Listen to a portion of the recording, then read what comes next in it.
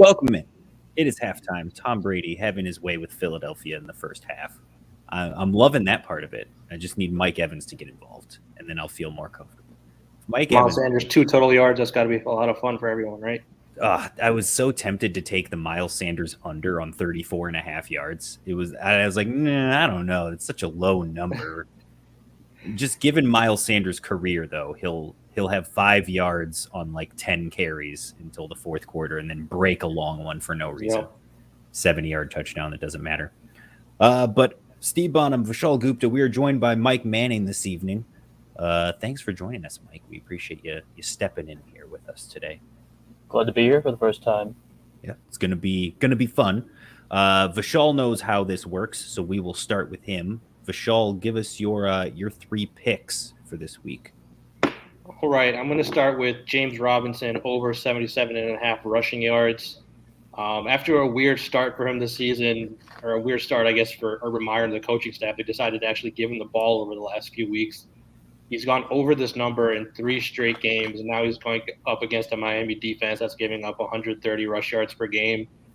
This is another London game, and like you said last week, these can be a little weird, but Right. One thing that should happen is just give the ball to James Robinson. He's been so good over the last 2 years. There's no reason he shouldn't just get all the touches, and he should be able to hit this over pretty easily against a poor Miami defense. Second, I'll go over 84.5 receiving yards for Cooper Kupp. Obviously Kupp has been an absolute monster this year. He's gone over this number in 4 out of his 5 games. He's been the undeniable, superstar of fantasy this year, just putting up ungodly numbers. And he's going up against a Giants defense that's allowing 270 passing yards per game. I don't think Stafford's going to have any problems throwing on this team. And, if Daniel Jones is out, then that team is going to be even worse. A lot more opportunities for the Rams to have the ball and just put up yards and points as they will. Yep. And my only concern there is obviously, that the game gets out of hand quickly, kind of like we're seeing tonight, and then all of a sudden they have to take the foot off the gas, and he just doesn't reach that number. I just feel like a lot of teams, good teams, aren't really doing that anymore. I'm not seeing a lot of teams take their foot off their gas. They're just going. I don't know what it is. Maybe the quarterbacks are like, nah, I want to throw the ball as much as possible. You're not going to tell me to stop. Running out the clock is check down passes now. So right, exactly. So we'll see. And my final pick, I'll take over 77.5 receiving yards for Jamar Chase. Chase has been incredible. I think he's the front runner right now for Offensive Rookie of the Year. He's their Cheeseboro's go-to guy.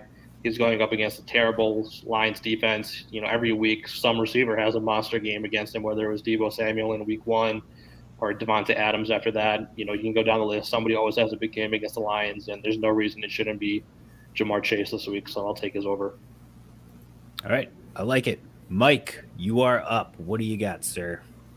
All right, so I sat there and took the Austin Eckler over for the 99.5 total rushing and receiving yards. Mm-hmm. He's hit that number every game this year. This game is going to be a high-scoring game. There's almost no doubt about it. We just saw what happened between Cleveland and Los Angeles, where both of them hit over 40. I wouldn't find it too hard to believe with how these two offenses between Baltimore and the Chargers are playing right now that both these offenses hit the 40 mark again. Yeah, I was going to say, we just saw what Baltimore did against Indianapolis coming back from 16 down. Like, they absolutely could light the lamp here. Yeah, and this Baltimore defense is not what it normally is, what they're accustomed to being. Right. They have let the second most receiving yards to running backs on the season, and they haven't exactly faced the strongest slate of running backs. Mm-hmm. So it's not even a schedule thing. It's not like they've gone against Cleveland yet or anything. So it's almost, I'd expect I could see 100 yards receiving just for Eckler. Yep. So I expect a big day for him. My second one was DJ Moore doing the over 83.5 receiving yards against Minnesota. This Minnesota defense is improved over the season stat-wise, but I think that's mainly because of their opponents. In the first 4 weeks, they played some strong passing attacks like Cincinnati, Arizona, Seattle, guys like that have some solid receiving options, and they were torched. Yeah. Patrick Pearson and Rashad Breeland could not hang at all.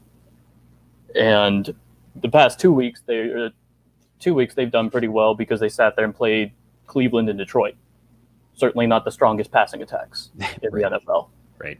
So I believe that DJ Moore's huge target shares that he's going to get this past week was the first time again that he didn't hit 79 yards receiving this season. And he's hit 11 targets in 2 of the past 3 weeks. So he's going to get looks, and I could easily see him break at least one big one over old man Patrick Peterson. The final one I have was Brandon Cooks hitting the over for 69.5 receiving yards against Indianapolis. One of the big things here is Indianapolis is really banged up in the secondary at the cornerback position. Oh, they're terrible. They weren't great in the cornerback position in the first place. Now they've lost. They were down to only Kenny Moore being their actually healthy starting cornerback left, and he is going to stay in the slot. They've put him outside, and he performs terribly. Yep. So they're going to keep him in the slot.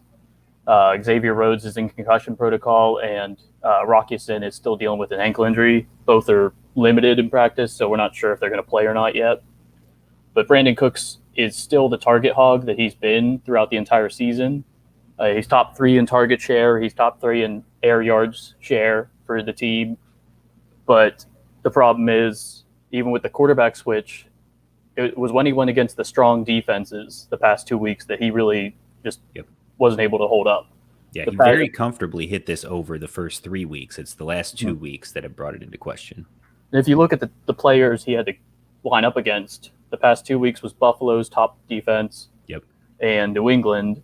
And Davis Mills was able to throw on New England, but J.C. Jackson, their best cornerback by far, I think, was able to keep Cooks in check because that's just what Belichick does. He takes away the top option, and there is no other option on the offense except for Cooks that you want to worry about. Exactly. So I think I'm pretty confident about that one, him returning to his glory that he had in the beginning of the season. Yeah, getting back to that hot start. I like it. All right, here's what I got. Here are my 3 for the week. I'm taking Taylor Heineke. This game is actually what in the preseason you would have thought, why would you do this? But it's actually like a shootout, it looks like. These are the 2 teams that are allowing the most points per game defensively. That Washington defense has just not held up like it did last season.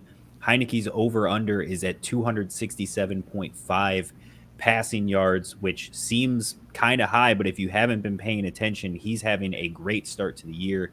Teams are averaging 308.6 passing yards a game against Kansas City's defense, so you obviously love the matchup. Heineke himself has started in 4 games.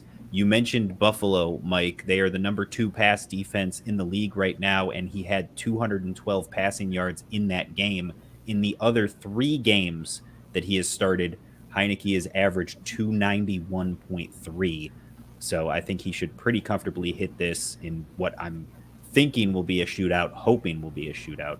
A lot invested in that game.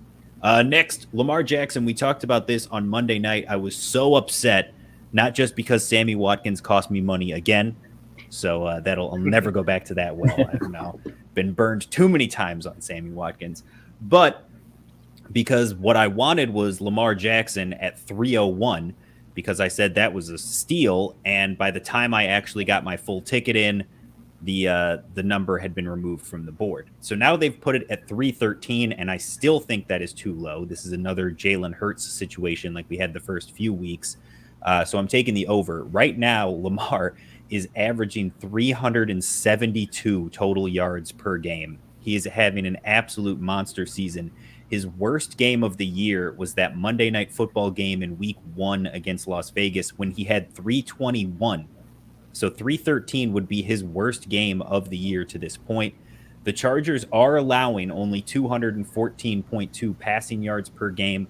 That is the 7th best. They're also allowing only 242.2 total yards to quarterbacks per game, which is the 6th best. So I understand it's a difficult matchup, but you also have to realize the guys they've faced to this point was half a game of Fitzpatrick, half a game of Heineke in week 1. Then they had Dak, Mahomes, Carr, and Baker Mayfield. All guys that can really throw the ball but aren't really known for their wheels. And the Chargers 157.6 rushing yards per game. That is far and away the worst in the NFL. Lamar has feasted on defenses this season that are top 5. He's actually had 3 matchups against top 5 opponents for rushing, and he has crushed all 3 of them. The only one that he didn't have a monster game against was Detroit, and they were so in hand with that game that he didn't need to run.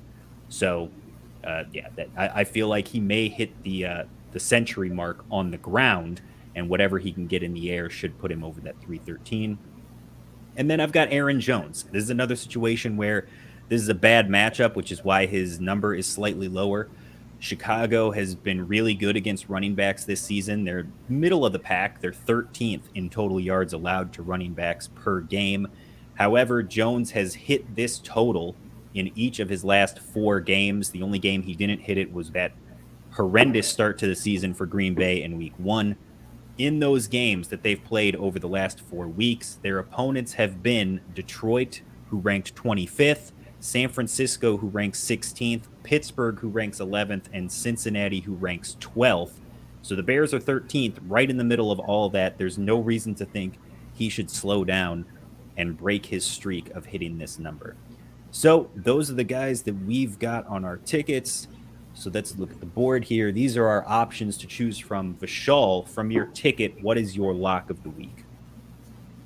All right, I'm going to do James Robinson over 77.5 rushing yards. It feels weird to trust Urban Meyer to do the right thing, but this number is just too low. Mm-hmm.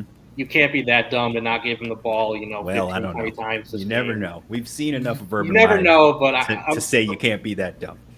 I'm going to do it, though. I'm going to be dumb myself. I'm going to trust Urban Meyer. I'll take the James Robinson over. All right, Mike, from your card, what's your lock of the week? I'm going to go with Brandon Cooks to be the lock of the week. Between the matchup, the yardage total that they're calling for, it's just, I think, easy money there. All right, and I am going to take Aaron Jones.